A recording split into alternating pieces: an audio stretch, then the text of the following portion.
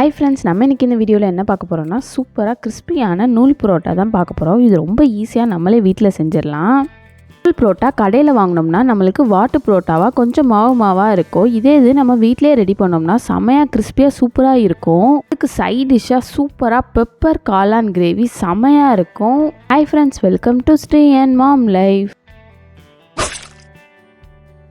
நம்ம வீடியோக்குள்ளே போகலாம்.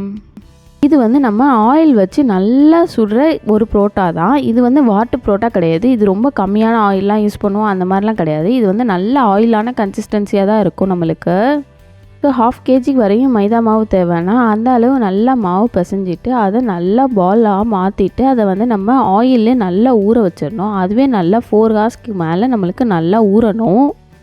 அந்த மாதிரி ஊறின ஆயிலேருந்து நம்ம இப்போது 4 hours ஆஃப்டர் 4 hours நம்ம இந்த மாதிரி நல்லா ஸ்ப்ரெட்டாக சூப்பராக இழுத்து விடுறோம் நம்மளோட புரோட்டாவை. அந்த புரோட்டா நம்மளுக்கு நல்ல மெல்லிசான லேயராக இந்த மாதிரி ஃபார்ம் ஆன பிறகு தான் நம்ம இதில் நூல் புரோட்டா ரெடி பண்ண போகிறோம். நம்ம விருதுநகர் ஆயில் புரோட்டாவை எப்படி சூப்பராக பண்ணலான்றதை கீழே டிஸ்கிரிப்ஷனில் லிங்க் தரேன். நீங்கள் அதை கண்டிப்பாக இன்னும் பர்ஃபெக்டாக பண்ணுறதுக்கு பாருங்கள். அந்த வீடியோவில் இன்னும் டீட்டெயிலாகவே இருக்கும் நம்மளுக்கு. இப்போது நூல் புரோட்டாவை எவ்வளோ கிறிஸ்பியாக செய்யலாம், ஆயிலில் போட்டு பொரிச்ச புரோட்டா மாதிரி செய்யலான்றதை தான் இந்த வீடியோவில் பார்க்க போகிறோம். இப்போது நம்ம ஸ்ப்ரெட் பண்ணி இழுத்து வச்ச மாவை நல்லா எல்லா இடத்துலையும் கத்தியை வச்சு நல்லா லைனாக போடுங்க. இதை நம்ம பீஸா கட்டர் யூஸ் பண்ணி கூட சூப்பராக ஃபாஸ்ட்டாக கட் பண்ணிடலாம். இதை நம்ம கத்தி யூஸ் பண்ணி கட் பண்ணணும்னு அவசியம் இல்லை. பீஸா கட்டர் எதுனாலும் யூஸ் பண்ணிக்கலாம். நீங்கள் மாதிரி நம்ம குட்டி குட்டியாக லைனாக போடும்போது தான் நம்மளோட பர்ஃபெக்டான புரோட்டா நூல் புரோட்டா சூப்பராக ரெடி ஆகும். நம்மளோட நூல் புரோட்டாக்கு இந்த மாதிரி நம்ம நல்லா குட்டி குட்டியாக நம்ம நல்லா ஃபாஸ்ட்டாக லைன்ஸை இழுத்து வச்சுக்கோங்க. கீழே வரை நல்லா டாப் டு பாட்டம் வரை நல்லா பர்ஃபெக்டாக இழுத்து வைங்க.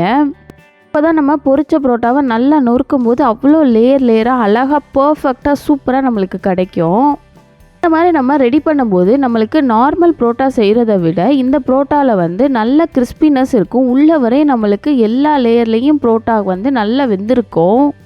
இந்த புரோட்டாவை நான் எண்ணெயில் போட்டு பொரிக்க மாட்டேன். இதை நம்ம ஷாலோ ஃப்ரை தான் பண்ண போகிறோம். நம்ம நல்லா அதை தோசைக்கல்ல ஆயில் ஊற்றி தான் ஃப்ரை பண்ண போகிறோம். ஸோ நீங்கள் இதை நல்லா நீங்கள் சூப்பராக குட்டி குட்டியாக நறுக்கி வச்சுக்கோங்க. 1-2 இடத்துல இந்த மாதிரி கட் ஆனால் கூட நம்மளுக்கு ப்ராப்ளமே கிடையாது.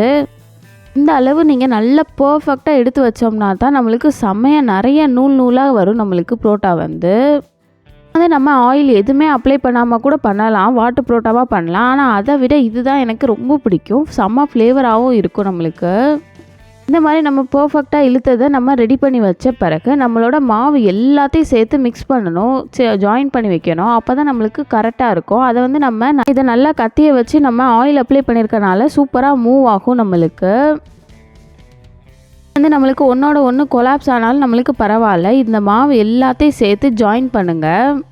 நம்ம ஹோட்டலில் வாங்குகிற மாவு எல்லாமே பெரிய சைஸில், ரொம்ப பெரிய சைஸில் புரோட்டா ரெடி பண்ணுவாங்க. இது நம்ம வீட்டில் செய்கிறதுன்றனால நாங்கள் ரொம்ப சின்ன சைஸில் தான் மாவு எடுத்திருக்கோம். பெரிய சைஸில் சோளாபூரிக்கு பிசைகிற மாதிரி ஒரு பெரிய சைஸ் மாவு எடுத்து ரெடி பண்ணும்போது நம்மளுக்கு நிறைய நூலாக வர மாதிரி தெரியும். இதே நம்ம சின்ன சைஸ் மாவில் செஞ்சோம்னா நம்மளுக்கு பர்ஃபெக்டாக நம்மளுக்கு சாப்பிட்ற அளவு மட்டும் செஞ்சுருக்கோம். உங்களுக்கு பெரிய சைஸில் தான் வேணும் புரோட்டானாலும் நீங்கள் அந்த மாதிரி கூட ட்ரை பண்ணலாம்.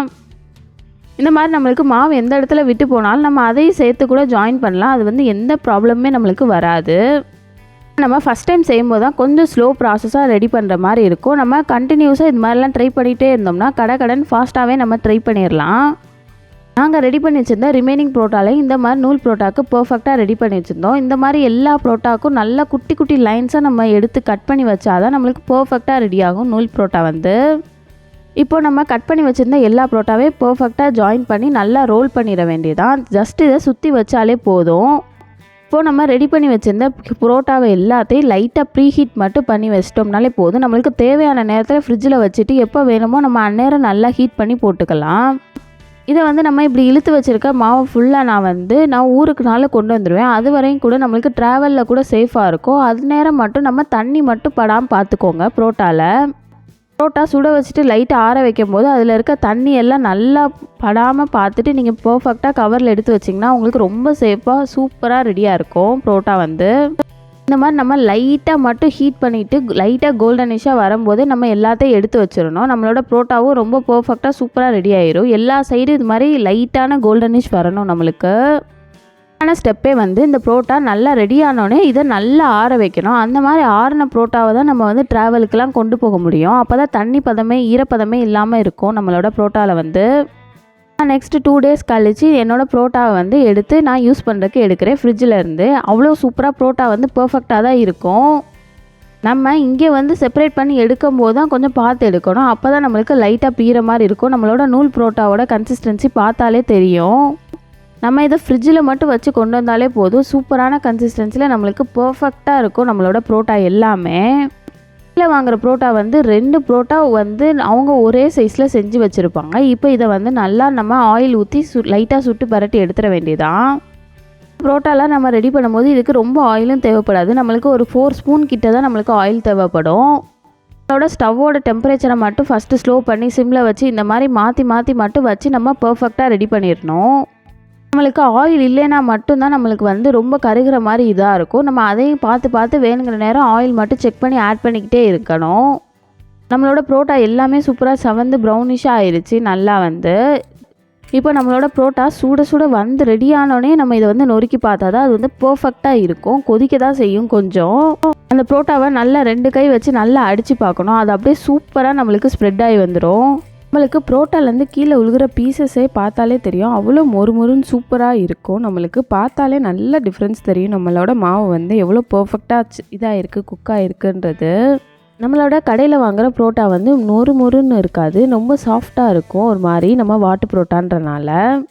இதே புரோட்டாவை நம்ம செய்யும் போது வந்து கண்டிப்பாக இது வந்து நல்லா கிறிஸ்பியாக இருக்கும். உங்களுக்கே நல்லா டிஃப்ரென்ஸ் தெரியும்.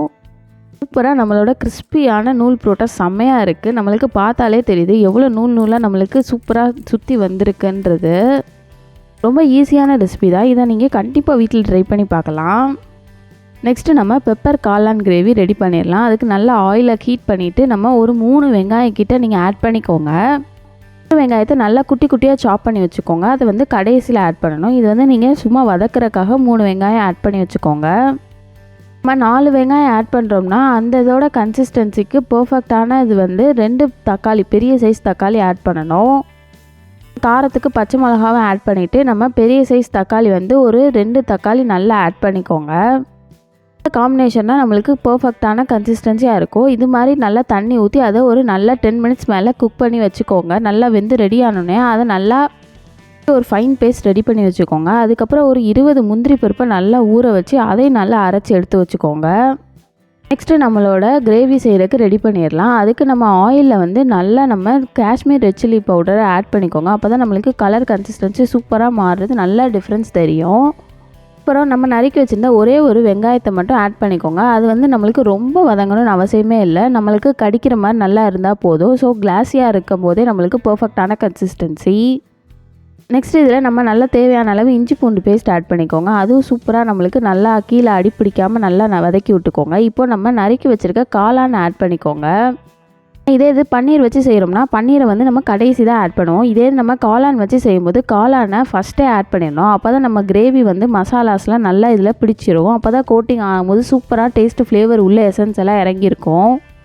நெக்ஸ்ட்டு நம்ம அரைச்சி வச்சுருக்க தக்காளி வெங்காயம் பியூரி அதை எல்லாத்தையுமே ஆட் பண்ணிக்கோங்க. அதை வந்து ஆல்ரெடி நம்ம நல்லா வேக வச்சாச்சு. இப்போ அதையும் நல்லா கொதிக்க விட்டுறணும். அந்த மாதிரி கொதிக்க விட்டுரும் போது நம்ம முந்திரி பருப்பு பேஸ்ட் அரைச்சி வச்சுருக்க பேஸ்ட்டையும் நல்லா ஆட் பண்ணிக்கோங்க. அதுதான் நம்மளுக்கு நல்ல திக்கான கன்சிஸ்டன்சி கொடுக்கும். வந்து நம்ம உடச்ச முந்திரி பருப்பு தான் நம்ம ஒரு 20 கிட்ட ஆட் பண்ணியிருக்கோம். நெக்ஸ்ட்டு நம்ம காஷ்மீர் ரெட் சில்லி பவுடரும் மல்லித்தூளும் சால்ட்டும் இதுக்கு தேவையான அளவு சால்ட் ஆட் பண்ணிக்கோங்க.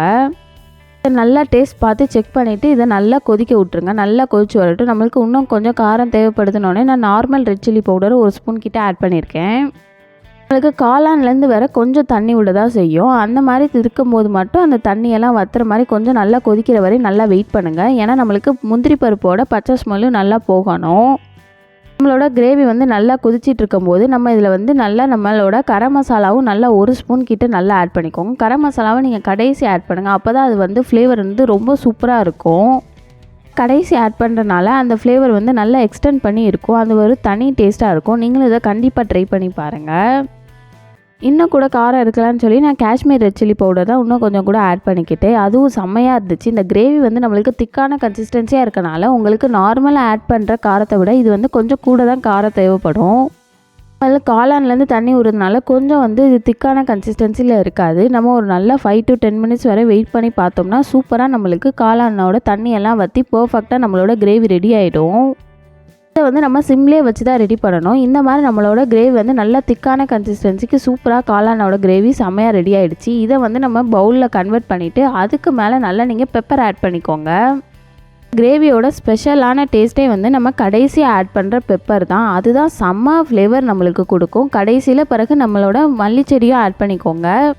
நம்ம கஸ்தூரி மேத்தி ஆட் பண்ணோம்னா அது வந்து நம்மளுக்கு பன்னீர் ஃப்ளேவர் கொடுக்குறனால இந்த மல்லிச்செடி ஆட் பண்ணும்போது செம்ம ஃப்ளேவராக இருக்கும். அந்த காரத்துக்கு நம்ம அந்த ஆட் பண்ண பெப்பரும் நம்ம சில்லி பவுடரும் சேர்த்து சாப்பிடும்போது செம்ம ஸ்பைஸியாக இருக்கும். இது வந்து அதோட கலரே அவ்வளோ சூப்பராக சேஞ்ச் ஆகிருக்கும். இந்த கிரேவி வந்து அவ்வளோ ஃப்ளேவரிங்காக இருக்கும். இது வந்து கண்டிப்பாக ட்ரை பண்ணி பாருங்கள். காளான் வச்சு செம்ம ஃப்ளேவராக டேஸ்ட்டாக செம்மையாக இருக்கும். நம்மளோட நூல் புரோட்டாக்கு காளான் கிரேவி செம்ம பர்ஃபெக்டான காம்பினேஷனாக இருந்துச்சு. நம்மக்கிட்ட இருக்க ரிமைனிங் புரோட்டாவே நல்லா சூப்பராக மொறுன்னு எடுத்து ரெடி பண்ணிட வேண்டியதான். நம்ம புரோட்டாவை லைட்டாக க்ரஷ் பண்ணாலே நம்மளோட புரோட்டாவுக்கு வந்து செம்மையாக நம்மளோட புரோட்டா வந்து நூலாக மாறிடும். அவ்வளோ சூப்பராக பர்ஃபெக்டாக நம்மளோட புரோட்டா செம்மையாக இருக்குது. இதோட பெட்டர் பார்ட்டே வந்து நம்மளோட புரோட்டா வந்து நல்லா கிறிஸ்பியான கன்சிஸ்டன்சியில் இருக்கிறது தான் அவ்வளோ சூப்பராகவும் இருக்கும். இதை நீங்கள் கண்டிப்பாக ட்ரை பண்ணி பாருங்கள். கிட்ஸுக்கெல்லாம் வந்து இந்த மாதிரி நூல் புரோட்டாவாக கொடுத்தா அவங்களுக்கு சைடிஷே தேவையில்லை. சும்மாவே உட்காந்து ஒவ்வொரு நூலாக இருக்கிறத நூடுல்ஸ் மாதிரி அவங்களும் சாப்பிட்ருவாங்க. அப்படி தான் என்னோடய பட்டுக்குட்டியெல்லாம் சாப்பிட்டா செம்ம ஃப்ளேவராக சூப்பராக இருந்துச்சு. கண்டிப்பாக நீங்களும் இதை உங்கள் வீட்டில் ட்ரை பண்ணி பாருங்கள். இந்த ஸ்பைசியான பெப்பர் காளானோட அவ்வளோ சூப்பராக செம்மையாக இருந்துச்சு இந்த புரோட்டா வந்து.